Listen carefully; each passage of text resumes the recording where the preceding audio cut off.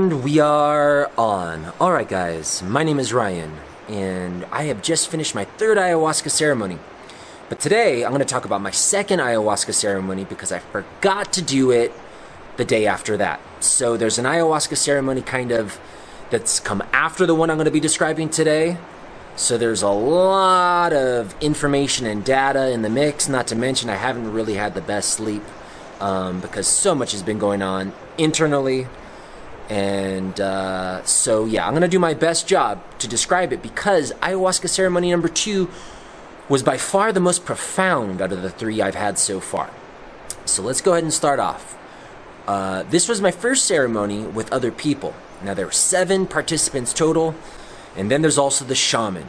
8 people drinking ayahuasca, and there's a few facilitators, and basically their role is just to make sure that our buckets are there, that if we need any tissue, that we have it, and then also when we're ready to go lay down, they kind of help us go lay down. But we all start off by the river, sitting in a circle, semicircle, facing the shaman with a fire right in the middle.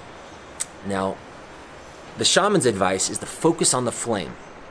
And if you watched my first video, you would know how significant the fire was to that vision. Well, similarly, and perhaps to a greater effect, it was also on the second ayahuasca ceremony.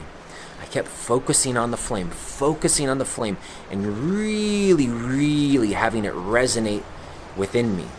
And I didn't see any faces, I didn't see anything funny, but as the ayahuasca started to take effect, the flame just started, I could feel its warmth just working in my heart, and just until my heart just started to feel just good, just really good. And the best way I can describe it was that I felt like a presence inside my heart. I felt God inside my heart. I felt Jesus in my heart. I felt the Logos in my heart. And I don't know if that's too much for you guys, but that's what I felt. And as I felt that, I felt a more divine connection with God. I felt the spirit of the fire represented the spirit of God in this world. And I felt that as we humans have always used fire to kind of protect us from the darkness and from monsters, I started to remember how as a child I had used God to protect me from the monsters and the fire. And so this theme of the fire was very profound. Now, by this time, people are puking all around me. I'm not. I am just absolutely just resonating and pulsing with divine love and divine energy. In fact, my whole body starts tingling and I feel just supercharged from head to toe. I feel just energy just coursing through me, just unimaginable. I almost imagined that like I could shoot an Aruken out. Of course, I didn't shoot any Arukens out, but I did feel like I could. Now everyone around me is puking. This is their first ayahuasca ceremony. This is my second. So understandably, they're still getting used to the medicine. And the facilitators start helping them up to the choza, where they're going to lay down on the bed, on the mat. And then it's just me and the shaman. I don't know how much time passes by. It could have been a long time. It could have been a short time. But I just felt such a kinship with the fire. And every time I felt the presence of God within me, and you know the presence of God, right? I mean, if you do, then you know what I'm talking about. And if you don't, it's like the most powerful feeling you could imagine. It's just like agape love. It's just bursting within you. It's the type of power that you don't care about anything else in this world. You don't care about anything here. Anyways, as I felt that divine power surge within me, the fire would burst forth. And it was just there. The connection between me and the fire was absolutely, cannot overstate it. And I just focused being in the present. No thoughts in my head, just really in tune with my emotions, my body, and the overwhelming sense of power and love that is coursing through my body. Then some thoughts started creeping into my head, and that's usually when things go wrong in my life, and you could look at your life, but thoughts will just play lots and lots of tricks with you. They'll tell you things you should do when your heart and your feelings are telling you something completely different. Well, my thoughts said, geez, Ryan, you've been out here a long time. All your friends are out there in the chosa sleeping. You're keeping this poor shaman outside. Maybe you should go and join your friends in the chosa. Those were my thoughts. I was trying to be considerate. We live if you live in a Western society, or depending on whatever society, we all have rules and manners, and we're considerate, but I almost think that we're considerate to a fault, because my heart was saying, stay by the fire. But my mind said, nah, don't keep the shaman out here under the stars all night. Let's go do the right thing. The right thing. Well, as soon as I obeyed that, I got sick. The negative feelings within my body, I'm not going to say negative like they are something unwanted, because, listen, we all have bad stuff inside of us that we need to get out. Well, as I thought, let's go back to the chosa, and I stood up, I started to feel sick. And the facilitators helped me to my bed, and that's when I started purging. And I purged, which means puking. So I puked into my bucket, and I recognized that, I committed a mistake. I won't say mistake because I learned from it, but I followed my mind and not my heart, which is something that I had learned in the first ayahuasca session not to do. Follow your heart first. And then your mind will just follow your heart, and your mind will be a good tool for your heart. But don't let your mind control your heart, because it will suppress your heart, and it will keep you from doing the things that you know you should do in your soul. And so I purged, and there was also a fire in the chosa. And so I connected with that fire, and I laid on my bed and just communed deeper and deeper with God. I filled up with energy on my bed, and I started to remember just how close I had been with God when I was a child.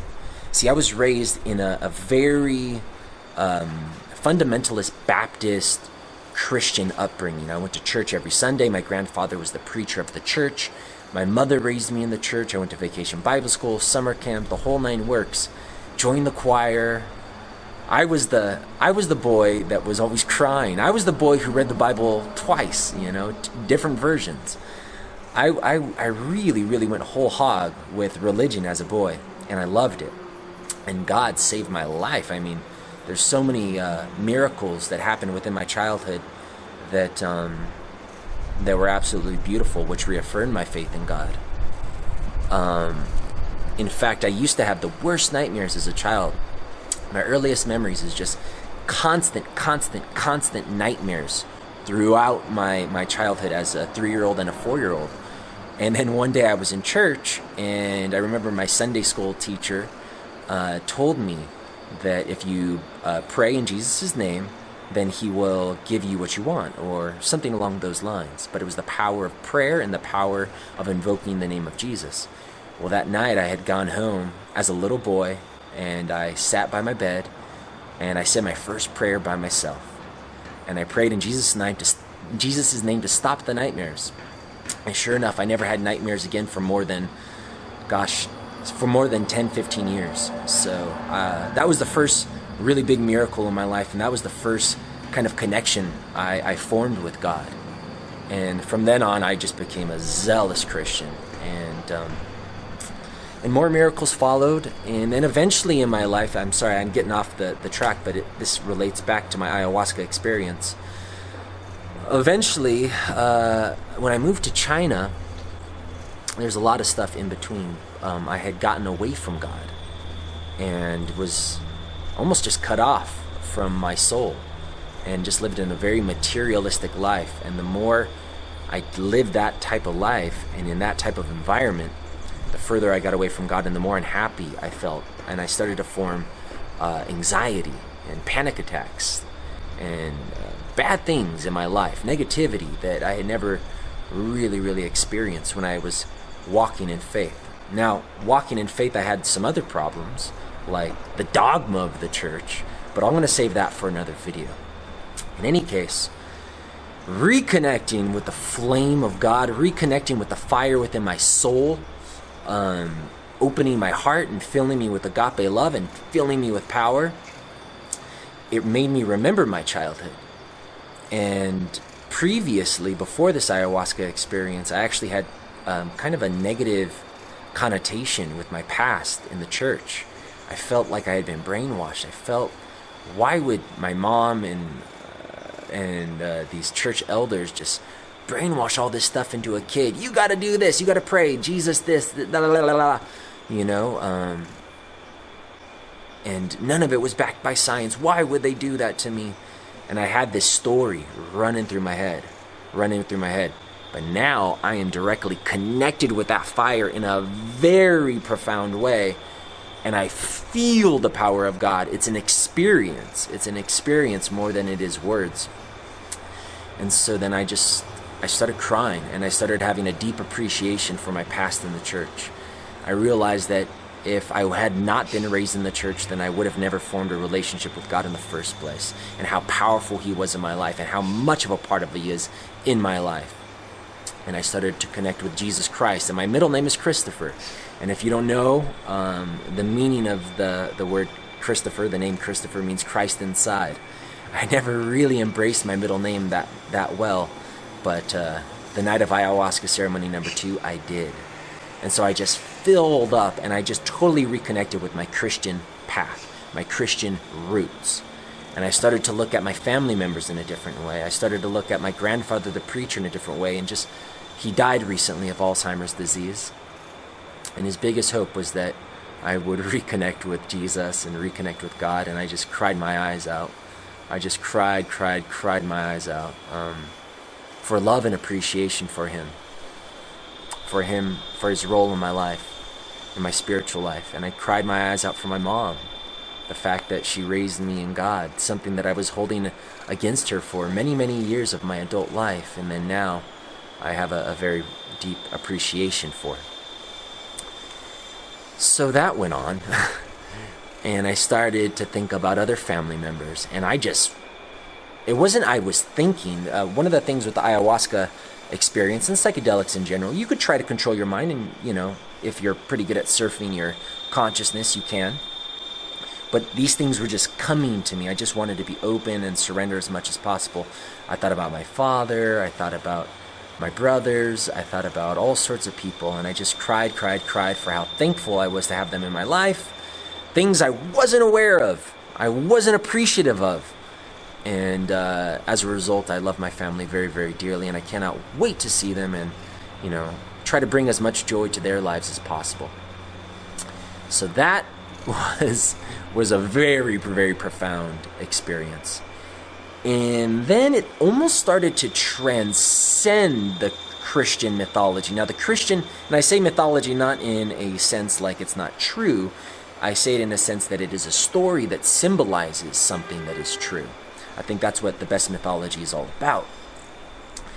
And the Christian mythology totally nailed my experience, but I saw that I was not destined to be hung up on mythology, and that the experience of Christ in your heart can be expressed in different ways. And I saw how it was expressed in different ways in my life, and how I was filled with it when I was traveling, not as a Christian, but just as a free man, full of love. And I saw that the universal consciousness, which is responsible for all of this, is not about labels. It's not about books. It's not about any of that. It's about life.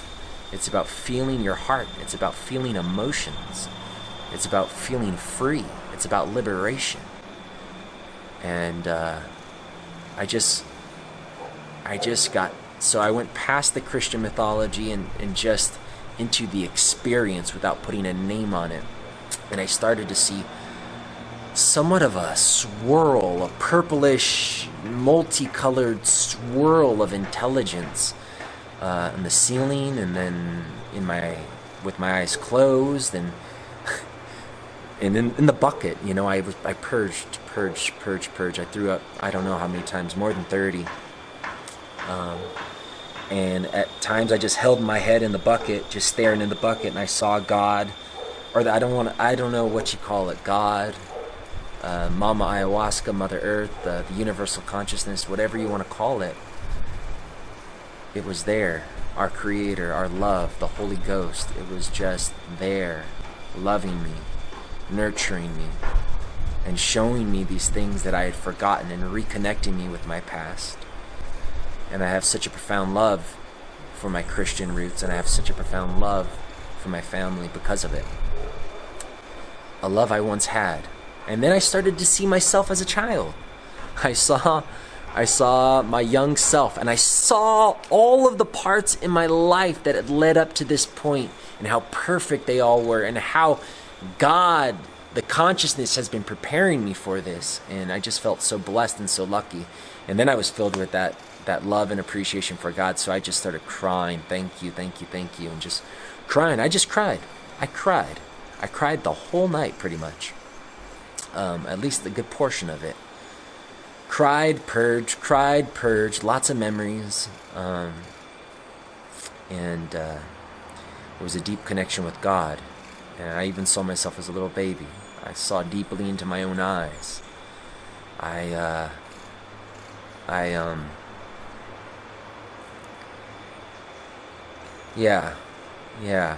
And then God started to show me, He started to show me truth. Showed me how my heart was connected to truth, how my feelings were connected to truth, how to access it. And the more I did that, the more powerful and the more blessed I felt, the more thankful I felt, the more love I felt. And I started to see my role in life. You know, recently I lost my job. I sort of quit. I was sort of fired. It's kind of a long story. I was working doing laser shows. Not that that's important. And it was something that I thought I should be doing. And I was good at it. And I liked a lot of it. But it didn't feel right. But I kept doing it because I thought it was something I should be doing. But even though I felt in my heart that it was something I shouldn't be doing. So God had been showing me for quite a while, communicating through my heart and through my feelings, that it was something I needed to leave, that I needed to trust Him, to really walk in faith. The true meaning of walking in faith, it means that you're not using your brain, you're not listening to people's advice, you're walking in the faith and understanding that God is communicating to you the truth that you need to live your life. And I wasn't doing that. I was living by my brain with all good intentions, but it wasn't leading to a good result. So I knew that I was done with this job 5 months ago, a year ago, honestly. But I kept doing it.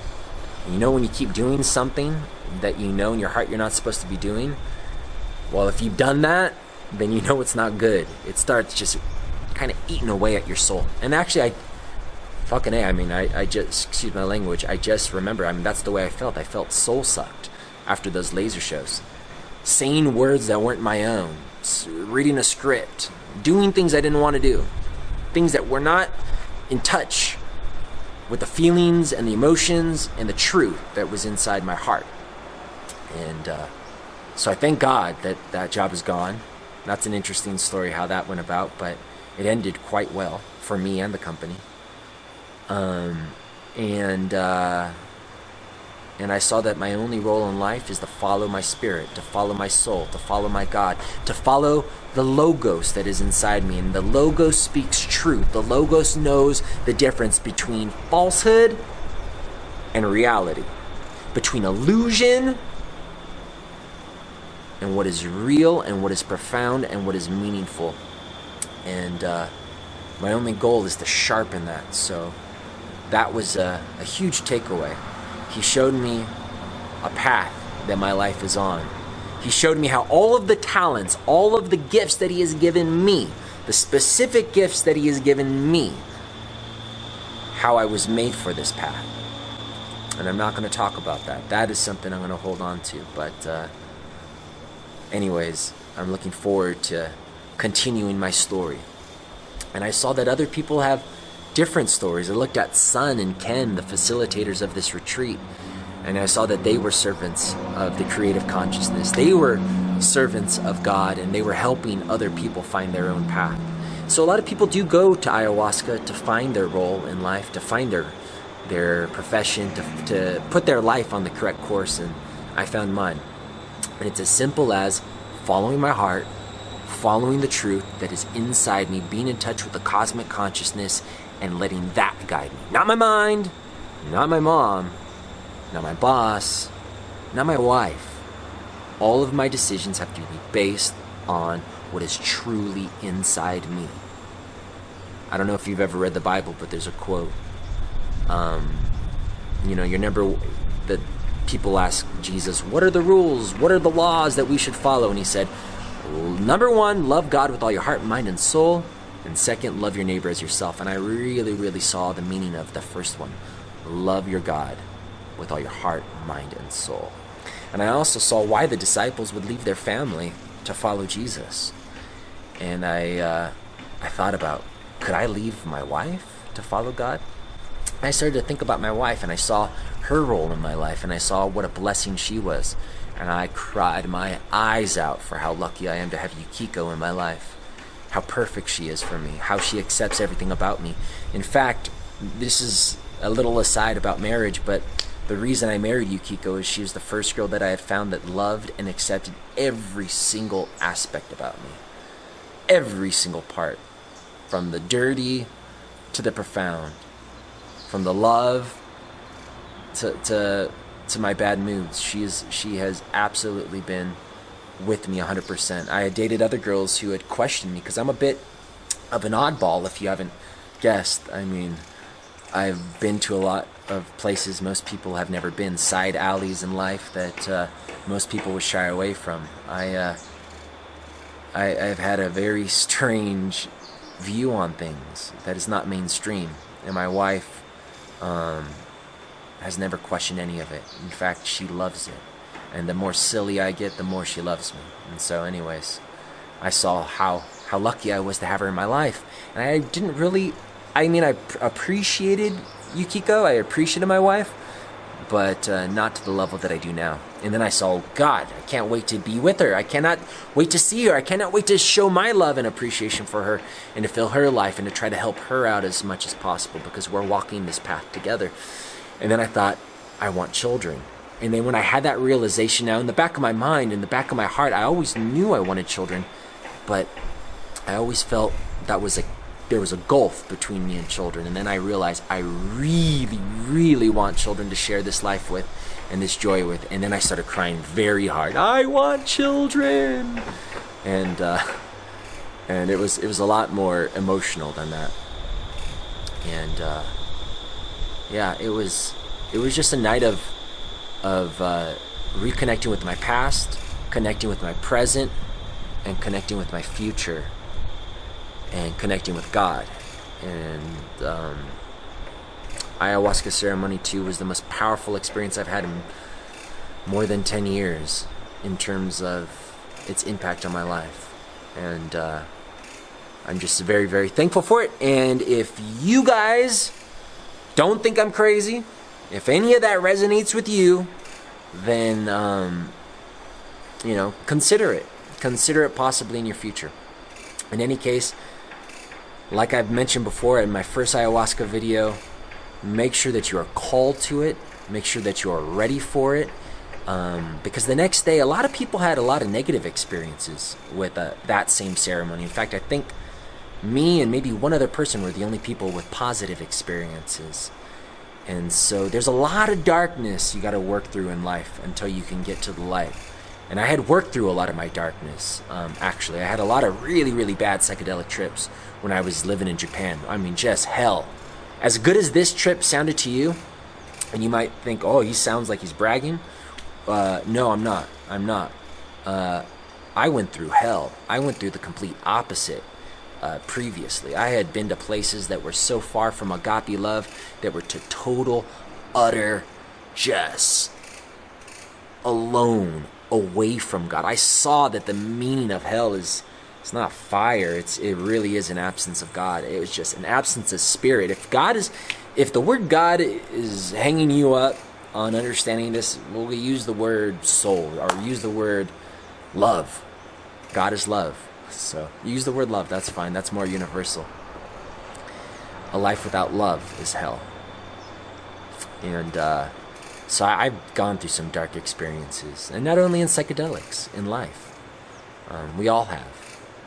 We're all on this journey together. You know, whether or not you're going through the darkness now or you're in the light now, we're all in this together. And if you're in the darkness now, then take faith.